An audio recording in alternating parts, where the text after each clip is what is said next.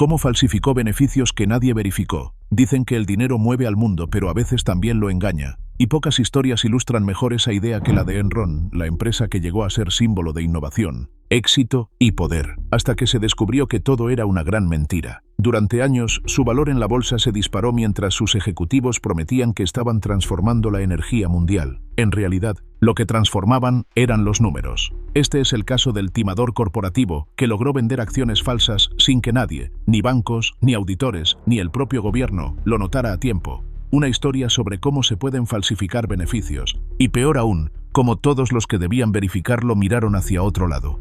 Antes de seguir, asegúrate de suscribirte y activar la campanita, porque lo que estás por escuchar no es solo la historia de un fraude, sino de cómo una ilusión bursátil engañó al mundo entero. Todo comenzó a finales de los años 90, cuando Enron pasó de ser una empresa de distribución de gas a presentarse como una potencia global de innovación financiera. Su modelo era tan complejo que muy pocos entendían realmente cómo ganaba dinero. Pero mientras las gráficas subían y los inversionistas sonreían, nadie se atrevía a hacer demasiadas preguntas. Jeff Skilling, el cerebro financiero de la compañía, y Kenneth Lay, su fundador, vendieron la imagen de un futuro energético basado en ideas, no en recursos. Su lema era claro: el valor está en la innovación. Lo que no decían era que gran parte de esa innovación consistía en manipular los libros contables para hacer creer que la empresa ganaba más de lo que realmente ingresaba. El truco principal fue una práctica llamada Mark-to-Market Accounting, una técnica legal pero peligrosa. En teoría, permitía registrar como ganancia el valor futuro de un contrato en el mismo momento en que se firmaba. En la práctica, Enron usó esa regla para inflar sus resultados de manera artificial. Si firmaban un contrato de 20 años con una compañía eléctrica, registraban en sus cuentas los beneficios proyectados de todo ese tiempo. El mismo día, poco importaba si ese dinero jamás se iba a materializar. Así, Enron empezó a reportar ganancias millonarias que existían solo en papel, mientras los medios y los analistas aplaudían su visión y sus innovaciones financieras. Nadie lo sabía, pero los cimientos de ese castillo de cristal estaban podridos. El siguiente paso del fraude fue ocultar las pérdidas, y para eso usaron una estructura tan sofisticada como perversa: las entidades de propósito especial, conocidas como SPEs. Estas eran empresas fantasmas, creadas por los propios ejecutivos de Enron, donde trasladaban las deudas y los proyectos fallidos para que no aparecieran en los balances oficiales. En otras palabras, movían las pérdidas fuera del radar del público y de los inversionistas. Así, mientras los estados financieros mostraban crecimiento y estabilidad, la realidad interna era un desastre. Lo más increíble es que los auditores externos, la prestigiosa firma Arthur Andersen, no solo lo sabían, sino que lo aprobaron. Cada año firmaban los reportes sin cuestionar las operaciones sospechosas, cobrando honorarios millonarios por mantener la ilusión intacta. Pero lo más desconcertante no fue la trampa en sí, sino lo fácil que resultó sostenerla durante años. Enron organizaba reuniones con inversionistas, conferencias y reportes trimestrales que eran auténticas obras de teatro. Los ejecutivos presentaban cifras espectaculares,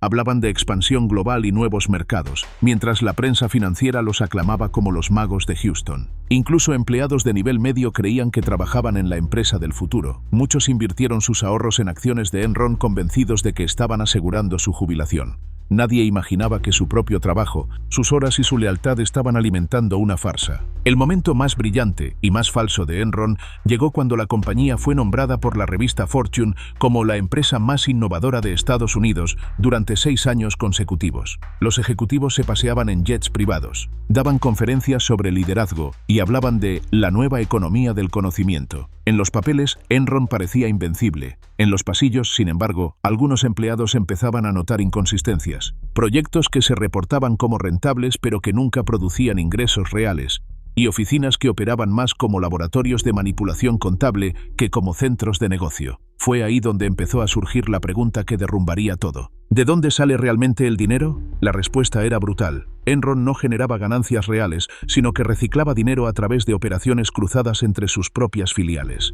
Vendían activos a una de sus empresas fantasma, declaraban el ingreso como ganancia y ocultaban el gasto correspondiente. Con cada movimiento, el balance parecía mejorar. Era como un juego de espejos donde todo brillaba, pero nada tenía sustancia. Y mientras tanto, los altos directivos vendían sus propias acciones poco a poco, asegurando su fortuna antes de que la burbuja explotara. Los empleados, en cambio, seguían comprando acciones convencidos de que estaban invirtiendo en el futuro. La complicidad de Arthur Andersen fue clave.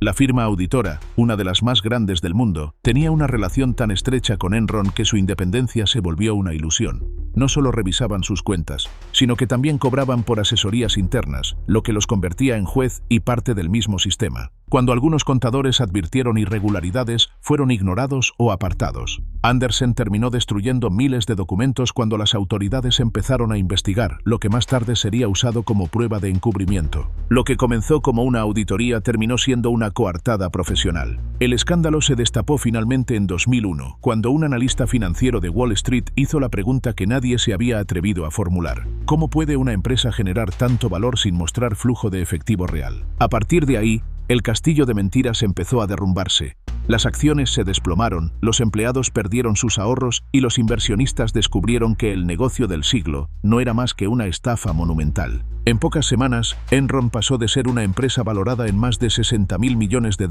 a declararse en bancarrota. Miles de trabajadores quedaron sin empleo y con sus fondos de pensión evaporados. El caso reveló algo más profundo que un simple fraude contable. Mostró cómo la ambición, la codicia y la falta de escrutinio pueden combinarse para destruir fortunas y reputaciones. Los ejecutivos de Enron no solo mintieron, diseñaron una estructura para engañar a todo un sistema financiero. Y lo más aterrador fue descubrir que la mentira no necesitaba ocultarse demasiado. Bastaba con envolverla en tecnicismos y promesas de innovación para que todos quisieran creerla. ¿Te imaginas confiar toda tu vida a una empresa que, en secreto, destruye tu futuro? Cuéntame en los comentarios qué habrías hecho tú si hubieras trabajado en Enron cuando todo empezó a venirse abajo. Me interesa saber si habrías seguido creyendo en la compañía o si habrías sospechado antes que algo no cuadraba. Así fue como Enron falsificó beneficios que nadie verificó, no porque fuera un secreto bien guardado, sino porque nadie quería mirar demasiado cerca. Los bancos ganaban comisiones, los auditores cobraban honorarios, los analistas recibían bonos, y el mercado, ese gran juez de la confianza, prefería no hacer preguntas. Hasta que un día, todo se vino abajo. Mientras Enron seguía siendo elogiada como el emblema del éxito corporativo estadounidense, una serie de señales comenzó a revelar las grietas detrás de su fachada. Todo empezó cuando un grupo de analistas financieros, desconcertados por los números del gigante energético, comenzó a notar que los informes trimestrales no cuadraban con la realidad del mercado. Las ganancias declaradas eran extraordinarias, pero el flujo de efectivo, la sangre real de cualquier empresa, era casi inexistente. En 2001, la analista financiera Bethany McLean del Fortune Magazine publicó un artículo con una pregunta que se volvió legendaria: ¿puede Enron estar sobrevaluada? Esa simple frase fue como un disparo en medio del silencio corporativo. Por primera vez, alguien cuestionaba públicamente cómo una empresa podía reportar beneficios récord sin un modelo claro de negocio. A partir de ahí, la historia se aceleró. La Comisión de Bolsa y Valores, SEC, comenzó a investigar las prácticas contables de Enron.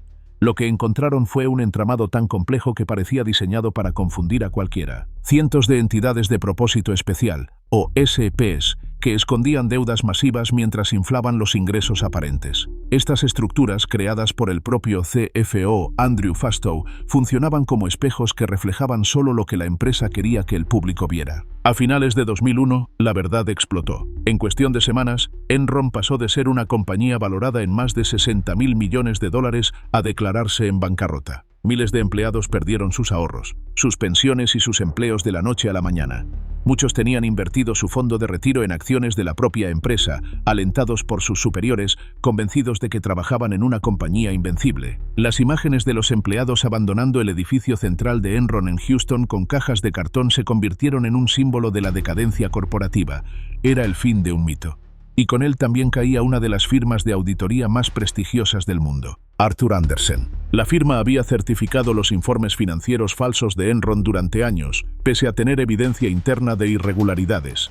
Documentos fueron destruidos, correos fueron borrados y la complicidad quedó al descubierto. Cuando las autoridades intervinieron, Andersen fue acusada de obstrucción a la justicia y finalmente disuelta, dejando a más de 80.000 empleados en todo el mundo sin trabajo. Los tribunales estadounidenses convirtieron el caso Enron en una de las investigaciones más grandes en la historia de los crímenes financieros. Jeffrey Skilling, el director ejecutivo, y Kenneth Lay, el fundador, fueron acusados de fraude, conspiración y manipulación del mercado. Durante los juicios, salieron a la luz grabaciones y correos electrónicos donde los ejecutivos se burlaban de sus propios clientes mientras inflaban precios de energía y destruían contratos. En una llamada filtrada, un operador llegó a decir: Que se quemen en California, nosotros ganamos igual. La indiferencia ante las consecuencias humanas del fraude estremeció al público. Ley murió antes de recibir sentencia. Skilling fue condenado a 24 años de prisión, aunque más tarde su condena fue reducida. Andrew Fastow, el cerebro financiero detrás de las estructuras ilegales,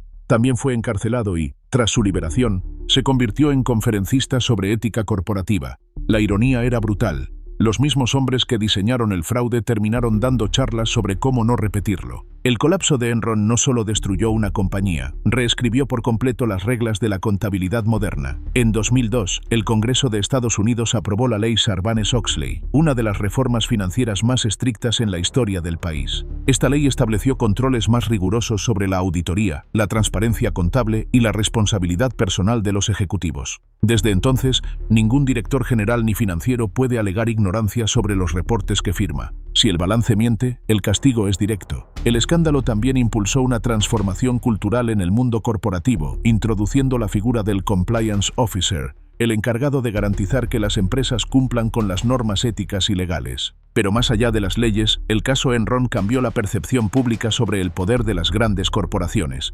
Se reveló que incluso las empresas más admiradas pueden caer cuando el dinero y la codicia reemplazan a la ética y la transparencia. Enron no solo engañó a los inversionistas, creó una cultura donde la mentira era premiada. Sus oficinas eran descritas como un casino corporativo, donde cada empleado competía por ser el más rentable, incluso a costa de la verdad. Los ascensos dependían de los resultados trimestrales, sin importar si eran reales o inflados. Si esta historia te hizo reflexionar sobre el poder de la codicia y las mentiras que pueden arruinar miles de vidas, comparte este video. No para revivir el pasado, sino para recordar que los fraudes no se detienen, solo cambian de rostro. Y si aún no lo has hecho, suscríbete, porque en este canal seguimos revelando los secretos que las grandes corporaciones preferirían mantener ocultos.